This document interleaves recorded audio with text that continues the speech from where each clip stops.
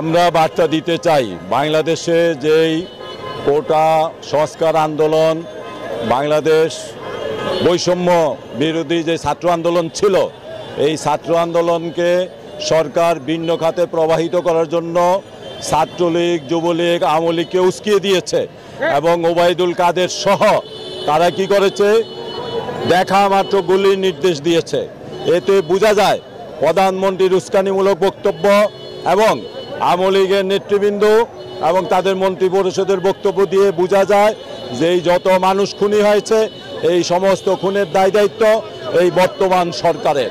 অতএব যারা খুনি তাদেরকে ক্ষমতায় রেখে এই খুনের বিচার হইতে পারে না।